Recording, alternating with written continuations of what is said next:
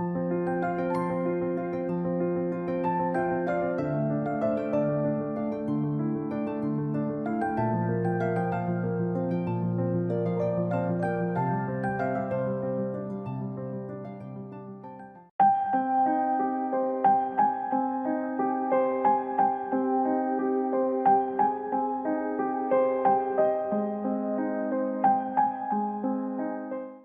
காலை தியானத்திலே கர்த்தருடைய வார்த்தையை கேட்பதற்கு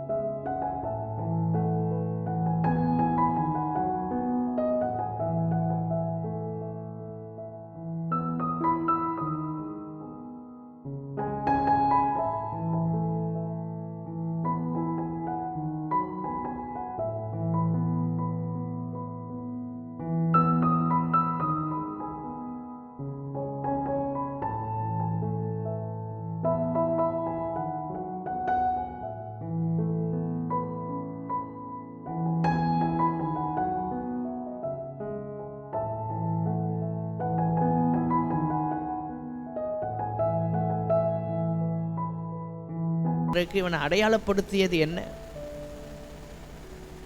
இன்னைக்கு நம்ம கிறிஸ்தவர்கள் என்பதற்கு பல அடையாளங்கள் இருக்கிறது. சர்ச்சுக்கு வரும்போது பைபிள் கொண்டு வரோம், இது ஒரு அடையாளம். அநேகர் கழுத்தில் சிலுவை போடுறாங்க, அது ஒரு அடையாளம்.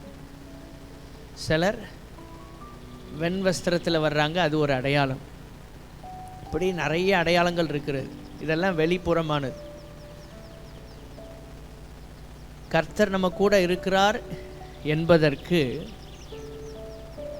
உண்மையான அடையாளம் என்னவென்றால் நாம் வாழ்கிற வாழ்க்கை முறை, அதுதான் சரியான அடையாளம். மத சடங்குகளை செய்வதனாலேயோ அல்லது மற்ற மதங்களைப் போல கிறிஸ்தவத்தை பின்பற்றுவதனாலேயோ கர்த்தர் நம்மோட இருக்கிறார் என்று நாம் சொல்ல முடியாது. இன்னைக்கு பொதுவாகவே கிறிஸ்தவ உலகத்தில் எப்படி இருக்கிறது என்றால், பிறந்ததிலிருந்து கிறிஸ்தவன் 3 தலைமுறை 4 தலைமுறை, ஏன் இன்னும் 5 தலைமுறை 2 தலைமுறை இப்படி கிறிஸ்தவர்களாக வாழ்கிறதுனால, கிறிஸ்தவ குடும்பத்தில் பிறந்தனால கிறிஸ்தவர்கள் என்று அடையாளப்படுத்துகிறார்கள். இதெல்லாம் வெளிப்புறமானது. ஆனால் உள்ளான உண்மையான அடையாளம் என்னவென்றால் நாம் வாழும் வாழ்க்கை முறை. யோசேப்புக்கு அங்கே வேற எந்த அடையாளமும் கிடையாது. அவனை அடையாளப்படுத்துறதுக்கு வேற என்ன ஒன்றுமே இல்லை. அவனுடைய வாழ்க்கை முறைதான் அவனோட கர்த்தர் இருக்கிறார் என்பதை அடையாளப்படுத்தியது. இந்த கடைசி நாட்களில் ஜனங்கள் கிறிஸ்துவண்டை வர வேண்டுமானால், நம்மை காண்கிறவர்கள் இயேசுவை காண வேண்டுமென்றால், நம்முடைய வாழ்க்கை முறை நாம் யார் என்பதை அடையாளப்படுத்தும். அதுதான் உண்மையான அடையாளம். சிலர் பைபிளை கையில் வச்சுருப்பாங்க, ஆலயத்துக்கு ரெகுலராக போகிறத நிறைய பேர் வாட்ச் பண்ணுவாங்க, வெளியில் அப்படியே பரிசுத்தமாக இருப்பது போல் காண்பிப்பார்கள். ஆனால் வாழ்க்கையில் ஒன்றுமே இல்லை. கிறிஸ்துவின் அன்பு இல்லை, மனத்தாழ்மை இல்லை, கிறிஸ்துவின் சுபாவங்கள் ஒன்று கூட இல்லை. ஆனால் வெளியில் பார்த்தா பரிசுத்தவான்கள் போல் காட்டுகிற அனுபவம். இதை கர்த்தர் விரும்ப மாட்டார். இதை பார்த்து யாரும் இயேசுவண்ட வரப்போகிறதும் இல்லை. அப்படி பார்த்தா நிறைய பேர் வந்திருக்கலாமே. இன்றைக்கி நம்ம வெளியில் கிறிஸ்தவர்களை போல் சில விஷயங்களை செய்கிறோம். அதையெல்லாம் பார்த்து ஜனங்கள் யாரும் ரட்சிக்கப்பட்டு வரலையே. ஜனங்கள் எப்படி வர்றாங்க ரட்சிக்கப்பட்டுனா, நம்முடைய வாழ்க்கையை பார்த்து தான் வர்றாங்க. ஒரு நபருக்கு நாம் செய்கிற உதவி, அவர் மேல் காட்டுகிற அன்பு, பரிவு, பாசம், இதை பார்க்கும்போது உண்மையாகவே இவங்க கூட கர்த்தர் தான் இருக்கிறார், அந்த இயேசுவை நாமும் போயிடலான்னு குடும்பமாக இன்றைக்கி கர்த்தரண்ட வர்றாங்க. இப்படி தான் இன்றைக்கி சுவிசேஷமாக பரவி கொண்டிருக்கிறது. ஒரு மதர் தெரசா எப்படி அவங்க ஊழியம் செய்தார்கள் நம்ம எல்லாருக்கும் தெரியும். தொழு நோயாளிகள் என்று பார்க்கறது இல்லை, அவங்களையும் அரவணைத்தாங்க. வாழ்க்கை முறை அதான் நம்ம கூட கர்த்தர் இருக்கிறார் என்பதை அடையாளப்படுத்துகிறது. வேறு அடையாளங்கள் எல்லாம் வேஸ்ட்டு. கிறிஸ்தவன் என்பதிலே நாம் அதை வெளிப்படுத்துவதற்கு, இந்த பூமியில் அடையாளப்படுத்துவதற்கு வெளிப்புறமான காரியங்கள் அல்ல, கிறிஸ்து இயேசு நம்ம கூட இருக்கிறார் என்பதை வாழ்க்கையில் வெளிப்படுத்தணும். இதைத்தான் யோசேப்பு செய்தான். அந்த இடத்துல கர்த்தர் அவனை உயர்த்தினார். உண்மையாகவே கர்த்தர் நம்ம கூட இருக்கிறார்னா நம்ம வளர்ந்து கொண்டே இருப்போம். நம்முடைய வளர்ச்சியை எவராலும் தடுக்க முடியாது. இதுதான் சத்தியம். யோசேப்பு அவன் கூட கர்த்தர் இருந்தனால அவன் காரிய சித்தி உள்ளவனானான். அவன் செய்கிறதெல்லாம் கர்த்தர் வாய்க்க பண்ணுறார். எதெல்லாம் அவன் செய்கிறானோ அது எல்லாம் ஆசீர்வாதமாக இருக்குது. இதெல்லாம் சாதாரணமாக நடக்காது. தேவனுடைய பிள்ளைகளே, கர்த்தர் ஒரு மனுஷன் கூட இல்லாமல் எதையும் சாதிக்க முடியாது. ஊழியமாக இருந்தாலும் எந்த காரியமாக இருந்தாலும் கர்த்தர் நம்ம கூட இருந்தால் மாத்திரமே வளர முடியும், ஆசீர்வாதமாக இருக்க முடியும். ஹல்லேலூயா. அப்படி இருந்த நாட்களில் தான் அவனுக்கு பிரச்சனை வருது. செய்யாத குற்றத்துக்காக சிறைச்சாலையில் போய் தண்டனையை அனுபவிக்கிறான். ஏனால தண்டனை? உண்மையாக இருந்தனால. கர்த்தர் அவன் கூட இருந்தால் இப்படியெல்லாம் நடக்குமா? நிறைய பேருடைய கேள்வி அதான். கர்த்தர் என் கூட இருக்கிறாரு, நான் உண்மையாக ஜெபம் பண்ணுறேன், எல்லாமே நல்லா தான் போயிட்டுருந்து வாழ்க்கை, ஆனால் எனக்கு ஏன் இந்த பிரச்சனையை கர்த்தர் அனுமதிச்சார்? எனக்கு ஏன் இப்படி நடக்கணும்? ஏன்னா உண்மையாக இருந்தனால இப்படியா? யோசேப்பு உண்மையாக இருந்தான், அவனுக்கு கிடைச்ச சிறைச்சாலை. ஆனால் திரும்ப கர்த்தர் அவனை ஏற்ற காலத்தில் பானபாத்திரக்காரன் மறந்து போனான். எல்லாம் நன்மைக்காகவே கர்த்தர் அவனை உயர்த்துறார். அவனுக்கு கொடுத்த தரிசனங்கள் எல்லாம் நிறைவேறுகிறது. தேவனுடைய பிள்ளைகளே, உங்களுக்கும் எனக்கும் ஒரு அடையாளம் என்னன்னா, இந்த உலகத்தில் கர்த்தர் நம்ம கூட இருக்கிறாருன்னு வெளியில் நம்ம தம்பட்டு அடிக்க வேண்டியதில்லை. சில பார்த்திங்கன்னா ஆலயத்தில் வந்து ரொம்ப பக்தியாக இருக்கிறது போல், பரவசமாக இருக்கிறது போல் அந்நிய பாஷையெல்லாம் வரும். வெளியே போனால் வேறு பாஷை வரும். உள்ளே இருக்கும்போது அப்படியே நிரம்புவாங்க, வெளியே போனால் அப்படியே தீப்பொறி மாதிரி நிற்பாங்க. நம்முடைய வாழ்க்கையில் கர்த்தர் நம்ம கூட இருக்கிறார் என்பதை வாழ்க்கையில் வாழ்கிற அந்த வாழ்க்கை முறையில் நாம் காண்பிக்கணும்.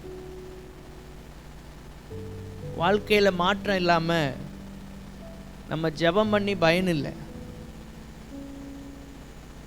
ஜெபம் பண்ணுறதே சிலர் எதுக்காகனா ரொம்ப பக்தியாக இருக்கிற மாதிரி காண்பிக்கிறதுக்காகவே ஜெபம் பண்ணுவாங்க. அதனால் என்ன பயன்? உண்மையாக ஜெபம் பண்ணால் எதாவது மாற்றங்கள் ஏற்படணும். மாற்றமே இல்லைன்னா ஜெபம் பண்ணி என்னத்துக்கு? உன் கிரியைகளுக்கு பலன் உண்டுன்னு பைபிள் சொல்லுகிறது. அப்போது நம்முடைய ஜெபத்துக்கு ஒரு பலன் இருக்கணும். நாமும் மாறாமல் எதுவும் மாறாமல் இருந்தால் அப்போது என்ன பயன்? யோசித்து பாருங்கள். இன்றைக்கி அனைவருடைய வாழ்க்கை அப்படி தான். மற்றவங்களுக்கு முன்னால் ஜெபம் பண்ணுற மாதிரி காண்பிப்பாங்க, பரிசுத்தமாக இருக்க மாதிரி காண்பிப்பாங்க, ஆனால் உள்ளே ஒன்றுமே இல்லை. ஆண்டவர் இருதயத்தை பார்க்குறாரு. அதனால்தான் இயேசு கிறிஸ்து கண்டித்தார், வெள்ளை அடிக்கப்பட்ட கல்லறையே. ஏன் அவ்வளோ கடினமாக பேசினார்னா, உள்ளே ஒன்றும் இல்லை, உள்ள இருதயம் எம்டியாக இருக்கு. அங்கே ஆவியானவர் இல்லை, அங்கே அவருடைய பிரசன்னம் இல்லை. ஆனால் வெளியில் பார்த்தா மத சடங்குகள்லாம் அருமையாக நடக்கு. வேதத்தை வாசிக்காங்க, செய்ய வேண்டியதெல்லாம் செய்கிறாங்க, ஆனால் இருதயத்தில் சுத்தம் இல்லை. என்ன பிரயோஜனம்? உங்களுக்கும் எனக்கும் இன்னைக்கு கர்த்தர் பேசுகிற ஒரே செய்தி என்னென்னா, வாழ்க்கை முறை தான் நம்மை அடையாளப்படுத்துகிறது. கடைசி காலத்தில் வாழ்கிறோம். யோசேப்புலாம் நமக்கு ஒரு சவாலான கதாபாத்திரம். இந்த தேவ மனுஷன் வாழ்க்கையெல்லாம் பார்த்தா நமக்கு ஒரு சவால். எப்படிலாம் வாழ்ந்துருக்குறாங்க. அவன் முறுமுறுக்கலை, சிறைச்சாலையில் உட்கார்ந்து ஆண்டவரை ஏசிட்டு உட்காரல. சிலர் நிறைய பேர், எனக்கே அதை கர்த்தர் அனுபவிச்சார், எனக்கே எப்படி நடந்துச்சு, அதனால எல்லாம் ஆண்டவரை மறந்துடுவாங்க. ஆனால் யோசேப்பு சிறைச்சாலையிலும் பொறுமையாக இருக்கிறான். கர்த்தர் அவனை உயர்த்துறாரு. ஹல்லேலூயா. உங்கள் உயர்வு கர்த்தர் கரத்தில் இருக்கிறது, அதை மறந்துடாதீங்க. எந்த மனுஷனையும் நம்பி வீணாக போயிடாதீங்க. பணத்தை நம்பாதீங்க, இன்றைக்கி இருக்கும் நாளைக்கு போயிடும். வேலையை நம்பாதீங்க, தொழிலை நம்பாதீங்க, வருமானத்தை நம்பாதீங்க. சிலர் உழைப்பை நம்பும்பாங்க. பைபிள் சொல்லுகிறது, ஐஸ்வர்யத்தை சம்பாதிக்கிற பலனை கொடுக்கிறவர் அவர். நீ உழைப்பை நம்பாத, ஒன்றை நம்பாத. அதை தான் பைபிள் சொல்லுகிறது. கர்த்தரை நம்பணும். ஆமென், ஸ்தோத்திரம். நான் உழைச்சேன், என்னோட உழைப்பு, நான் உழைச்சா எதனாலும் செஞ்சிருவேன், மேன்மை பாராட்ட ஒன்றும் இல்லைங்க. நான் மண்ணென்று கர்த்தர் நினைவு கூறுகிறார். ஆகவே கர்த்தருடைய வார்த்தையை கேட்கிற தேவ பிள்ளைகளே, ஸ்தோத்திரம். இன்னைக்கு ஒரு பெருங்கூட்டம் இந்த உலகத்தில் வெளி தோற்றங்களை வைத்து தங்களை தேவ மக்கள் போல, தேவ மனிதர்களைப் போல கிறிஸ்தவர்கள் என்று அடையாளப்படுத்தி கொண்டிருக்கிறாங்க. ஆனால் யோசேப்பு தன்னை எப்படி அடையாளப்படுத்தினான்? அவன் அங்கே கொண்டு போகிறதுக்கு பைபிள் கிடையாது. அவன் தேவ மனிதன் என்று காட்டுவதற்கு வேற ஒன்றும் செய்யலை, வாழ்ந்து காண்பித்தான். வாழ்க்கை முறை அதுதான் கர்த்தருக்கு நாம் செய்கிற ஆராதனை. அதுதான் நம்முடைய தேவனுக்கு நாம் கொண்டு வருகிற மகிமை. அதைத்தான் கர்த்தர் எதிர்பார்க்கிறார். வாழ்க்கை முறை நம்மை அடையாளப்படுத்தும். கர்த்தர் நம்மோடு இருக்கிறார் என்பதை நாம் வாழும் வாழ்க்கையின் மூலமாக தேசத்துக்கு அடையாளப்படுத்துவோம். இயேசு ஒரு நாள் வரும்போது அவரோடு நாம் மாத்திரமல்ல, நம்முடைய வாழ்க்கையை பார்த்து அநேகர் கிறிஸ்துவை பின்பற்றுகிறவர்களாக, பரலோகத்துக்கு ஆயத்தப்பட்டவர்களாக, அவர்களும் மணவாளனை சந்திக்க நாமும் அவர்களும் காத்திருக்கும் அந்த நேரத்தில் இயேசு வந்து நம்மையும் நம்மோடு கூட இருக்கிற ஆயத்தப்பட்ட மணவாட்டிகளை அவருடைய ராஜ்யத்துக்கு அழைத்து செல்வாராக. தேவனுடைய பிள்ளைகளே, வாழ்க்கை முறைதான் நம்மை அடையாளப்படுத்துகிறது. கிறிஸ்துவை போல வாழ அர்ப்பணிப்போம். கர்த்தர் நமக்கு தேவையான கிருபையும் பலனையும் தருவாராக. ஆமென், ஆமென்.